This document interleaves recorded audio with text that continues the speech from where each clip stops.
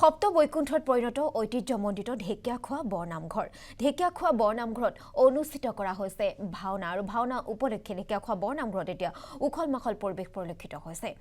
এই মুহূৰ্তত দৃশ্যাংশ আমি আপোনালোকক দেখুৱাইছোঁ। সপ্ত বৈকুণ্ঠত পৰিণত হৈছে ঐতিহ্যমণ্ডিত ঢেকীয়াখোৱা বৰনামঘৰ আৰু ভাওনাৰ প্ৰতিযোগিতা যিহেতু আয়োজন কৰা হৈছে। প্ৰতিযোগিতাৰ আজি তৃতীয়টো দিন। অসম লাইভ 24 আৰু NRD গ্ৰুপৰ তৎপৰতাত এই ভাওনা আয়োজন কৰা হৈছে আৰু এই সন্দৰ্ভত আমাৰ সতীৰ্থ সাংবাদিক ৰজনীকান্ত বৰদলৈয়ে এক প্ৰতিবেদন আগবঢ়াইছে। ঢেকীয়াখোৱা বৰনামঘৰত অসম লাইভ 24 আৰু NRD গ্ৰুপৰ উদ্যোগত অনুষ্ঠিত হোৱা ভাওনা প্ৰতিযোগিতাৰ আজি তৃতীয়টো দিন আৰু এই মুহূৰ্তত মই উপস্থিত আছোঁ ঐতিহাসিক ঢেকীয়াখোৱা বৰনামঘৰত। ঢেকীয়াখোৱা বৰনামঘৰৰ পৰিচালনা সমিতিৰ বিষয়ববীয়াসকলৰ লগতে অসম লাইভ 24ৰ সহযোগী সম্পাদক জোনজ্যোতি দত্ত বৰাও আহি উপস্থিত হৈছেহি। ইতিমধ্যে তৃতীয় দিনৰ যি কাৰ্যসূচী পুৱাৰে পৰা আচলতে ঢেকীয়াখোৱা বৰনামঘৰ প্ৰাংগণত নাম প্ৰসংগ আৰু আধ্যাত্মিক পৰম্পৰাৰ মাজেৰে আচলতে আৰম্ভ হৈছে আৰু মই পৰিৱেশ দেখুওৱাৰ সমান্তৰালভাৱে প্ৰথমে মই বিভিন্নগৰাকীৰ পৰা মন্তব্য ল'ম আৰু অসম লাইভ 24ৰ সহযোগী সম্পাদকগৰাকীও আমাৰ মাজতে এই মুহূৰ্তত আছে। যিহেতু বিস্তৃত কাৰ্যসূচী ইয়াত অনুষ্ঠিত হৈ আছে, বিভিন্ন লোকৰ সমাগম ঘটিছে। অসমৰ বিভিন্ন জিলাৰ পৰা যিসকল ভক্তপ্ৰাণ ৰাইজ ইয়ালৈ আহিছে দেখা পোৱা গৈছে। লোকে লোকাৰণ্য হৈ পৰা এক পৰিৱেশ। যিহেতু অসম লাইভ 24 আৰু NRD গ্ৰুপৰ উদ্যোগত অনুষ্ঠিত হোৱা এই ভাওনা চাবৰ কাৰণে আচলতে প্ৰত্যেকগৰাকী লোকে আন্তৰিকতাৰে ইয়াত আহি উপস্থিত হোৱা পৰিলক্ষিত হৈছে। মই প্ৰথমে সহযোগী সম্পাদকগৰাকীৰ ওচৰলৈকে যাব বিচাৰিম, আপোনাৰ ওচৰলৈকে আহিব বিচাৰিছোঁ। অসম লাইভ 24 আৰু NRD গ্ৰুপৰ যি আন্তৰিক প্ৰচেষ্টাত ইয়াত 5 দিনীয়াকৈ যি ভাওনা প্ৰতিযোগিতা অনুষ্ঠিত হৈছে, আজি তৃতীয়টো দিন আৰু দেখা পোৱা গৈছে খুব এটা পৰম্পৰাগত আধ্যাত্মিক পৰম্পৰাৰ মাজেৰে এই অনুষ্ঠান অনুষ্ঠিত হৈছে। কি ক'ব? নিশ্চিতভাৱে অসমৰ ভাওনা সংস্কৃতিক আগবঢ়াই নিয়াৰ ক্ষেত্ৰত অসম লাইভ 24 এক বিশেষ উদ্যোগ লৈছে। এই ক্ষেত্ৰত আমি বিশেষভাৱে মই কৰ্মচাৰীসকলক কৃতজ্ঞতা জ্ঞাপন কৰিব লাগিব। আমাৰ CMD নিপেন দাস ডাঙৰীয়াক আৰু ডক্টৰ ধ্ৰুৱজ্যোতি দাস ডাইৰেক্টৰ, তেওঁলোকৰ এই প্ৰচেষ্টাত আমি ঢেকীয়াখোৱা বৰনামঘৰ পৰিচালনা সমিতিৰ সহযোগত 5 দিনীয়াকৈ ভাওনা মহোৎসৱ আয়োজন কৰিছোঁ। ইতিমধ্যে গম পাইছে যে আজি তৃতীয়টো দিন।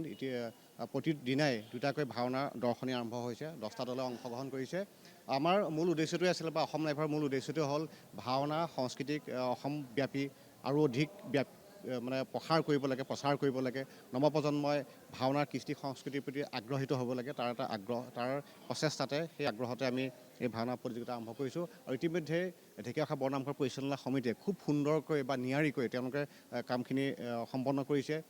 দুটা দিন অতিবাহিত হৈছে, আজি তৃতীয় দিন আৰু তৃতীয়টো দিনতো আমি আশা কৰিম যে প্ৰথম দুটা দিন যিধৰণে দৰ্শকসকলে বা ভক্তপ্ৰাণ ৰাইজে আহি পেলাই ঢেকীয়াখোৱা বৰনামঘৰত সেৱা লৈ ভাওনা উপভোগ কৰিলে আৰু আজিও বা অনাগত যি দুটা দিন আছে সেই দুটা দিনতো তেওঁলোকে ভক্তপ্ৰাণ ৰাইজ আহি আশীষ লৈ ভাওনা চাব।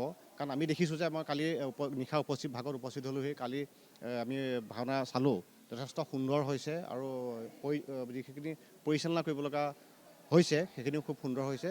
গতিকে মই সকলোকে আহ্বান কৰিম যে ভাওনা চাওকহি। আমি অসম লাইভ 24 পৰ্যন্ত এই ভাওনা যিখিনি অনুষ্ঠিত হ'ব সেইখিনিও আমি টিভিত দেখুওৱাৰ ব্যৱস্থা কৰিম। কিন্তু এই মুহূৰ্তত মই এইটোৱে ক'ম যে আমাৰ যি প্ৰচেষ্টা, সেই প্ৰচেষ্টাক আপোনালোকে অকণমান আশীৰ্বাদ দিব যাতে আমি ভৱিষ্যতেও যে এনেকুৱা ধৰণৰ কাৰ্যসূচী বা কাম কৰি থাকিব পাৰোঁ।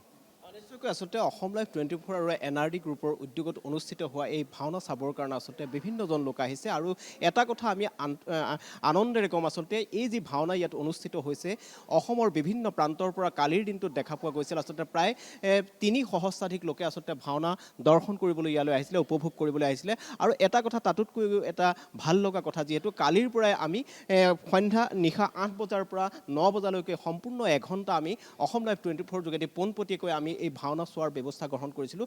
আজিৰ দিনটো আমি সেই একে ধাৰাবাহিকতাৰে আমি ভাওনা ৰাইজক আমি অসম লাইভ 24 প্ৰতিগৰাকী দৰ্শকক এঘণ্টা দেখুৱাবলৈ আমি চেষ্টা কৰিম। ঢেকীয়াখোৱা বৰনামঘৰ পৰিচালনা সমিতিৰ বিষয়ববীয়া আছে, আমি অকণমান জানিব বিচাৰিম। যিহেতু 3টা দিন খুব সুন্দৰভাৱে আচলতে আগবাঢ়ি গৈছে, দেখা পোৱা গৈছে, বহু লোকৰ সমাগম ঘটিছে আৰু আন্তৰিকতাৰে সৈতে আপোনালোকৰ পৰিচালনা সমিতিৰ সমান্তৰালভাৱে ইয়াৰ ঢেকীয়াখোৱাবাসী ৰাইজে আচলতে আন্তৰিকতাৰে কাম কাজসমূহ কৰিছে।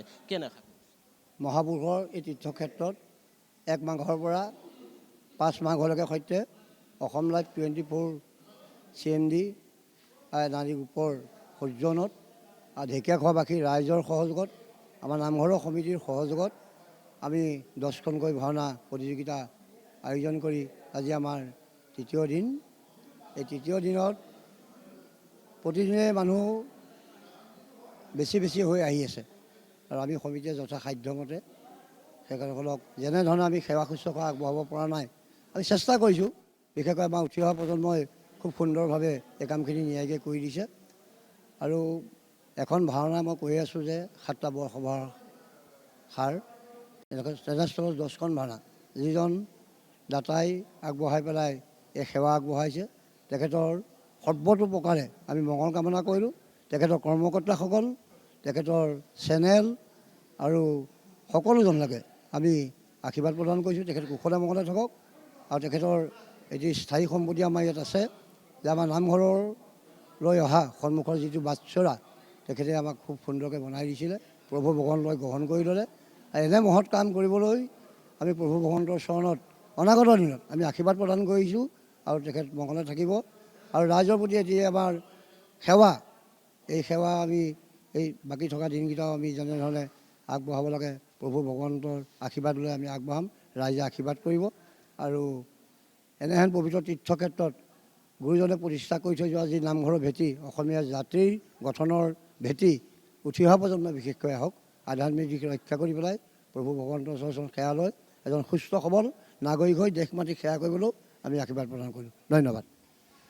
প্ৰচণ্ড শীতৰ মাজতো আচলতে আপুনি প্ৰতিদিনেই দেখা পোৱা গৈছে ভাওনা দৰ্শন কৰিছে। আৰু কি ক'ব এই মুহূৰ্তত অসম লাইভ 24 CMD গৰাকী আচলতে যি আন্তৰিকতাৰে সৈতে ইয়াত ভাওনা প্ৰতিযোগিতা অনুষ্ঠিত কৰিছে অকণমান আমি ঢেকীয়াখোৱাৰ বাসিন্দা হৈ প্ৰথমতে আমাৰ যিকেইজন আমাৰ ইয়াত ভাওনা সমাৰোহ আগবঢ়াইছে তেখেতসকললৈ প্ৰথমেই শুভেচ্ছা জনাইছোঁ। বিশেষকৈ আমি এতিয়া গাঁৱৰ মানুহ, গাঁৱত আমি যিমান ধৰণে থাকি পেলাই সেৱা শুশ্ৰূষা ভকতসকলক ভকত বৈষ্ণৱক সেৱা কৰিব লাগে আমি সেই অনুপাতে পৰা নাই। তথাপিতো সাধ্য অনুসাৰে আমাৰ সমিতিয়ে যথাসাধ্য সহায় সহযোগ আগবঢ়াই আহিছে। আৰু আমি পৰৱৰ্তী সময়তো যিবিলাক কৰণীয় কাম আমি কৰিম বুলি আমাৰ উদ্যোক্তাসকলক আমি কৈছোঁ। আৰু তেখেতসকলে আমাৰ অহোপুৰুষাৰ্থ মানে সহায় সহযোগ আগবঢ়াব বুলি আমাৰ সমিতিত কৈছে। গতিকে মই এই চেগতে সমূহ ভকতপ্ৰাণ বৈষ্ণৱসকলক, দৰ্শকসকলক এই চেগতে প্ৰণিপাত জনাইছোঁ যাতে আগন্তুক আহি থকা ভাওনাকেইখনতো যোগাযোগ কৰি সহায় সহযোগ আগবঢ়াব।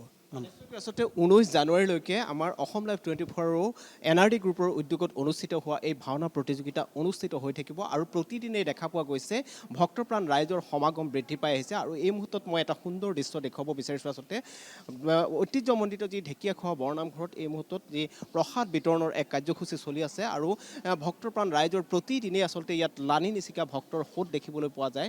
আৰু যিহেতু ভাওনা প্ৰতিযোগিতাৰ কাৰণে যিসকল লোকে আন্তৰিকতাৰ সৈতে ইয়াত কাম কৰি আছে, যিহেতু ঢেকীয়াখোৱা বৰনামঘৰ পৰিচালনা সমিতিৰ লগতে ইয়াৰ ঢেকীয়াখোৱাবাসী ৰাইজৰ আতিথ্যত আচলতে অসম লাইভ 24 আৰু NRD গ্ৰুপে যি এক কাৰ্যসূচী গ্ৰহণ কৰিছে এই মহান কাৰ্যসূচীত আচলতে প্ৰত্যেকেই আন্তৰিকতাৰে সৈতে তেওঁলোকে কাম কৰা পৰিলক্ষিত হৈছে। আৰু প্ৰতিদিনেই দেখা পোৱা গৈছে প্ৰত্যেকখন ভাওনাই আচলতে ইয়াত খুব সুন্দৰভাৱে প্ৰতিগৰাকী কলা কুশলীয়ে তেওঁলোকৰ পাৰদৰ্শিতাৰে আচলতে তেওঁলোকৰ ভাওনাত অভিনয় কৰা পৰিলক্ষিত হৈছে। আৰু প্ৰত্যেকখন ভাওনাই দেখা পোৱা গৈছে আচলতে সুন্দৰৰ পৰা সুন্দৰতৰ দিশলৈ গতি কৰিছে। আৰু অসমৰ বিভিন্ন জিলাৰ প্ৰায় 10খন ভাওনাই ইয়াত অংশগ্ৰহণ কৰিছে। 5 দিনীয়াকৈ অনুষ্ঠিত হোৱা এই ভাওনা প্ৰতিযোগিতাৰ আজি তৃতীয়টো দিনত দেখা পোৱা গৈছে ৰাতিপুৱাৰ পৰাই আচলতে দেখা পোৱা গৈছে প্ৰত্যেকজন লোকে ইয়ালৈ আহিছে আৰু ভাওনা চাবৰ কাৰণে প্ৰত্যেকৰে বাট চাই